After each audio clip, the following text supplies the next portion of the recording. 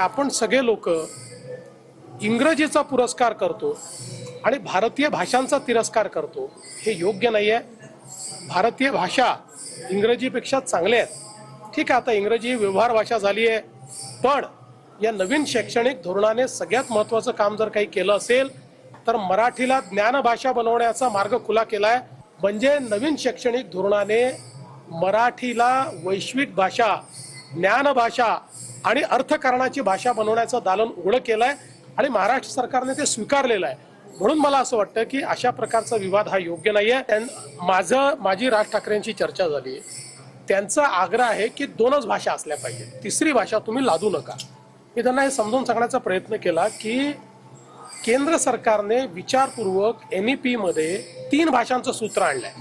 जर देशभरामध्ये 3 भाषांचं सूत्र आहे तर महाराष्ट्र 2 भाषांच्या सूत्रावर जाऊ शकत नाही।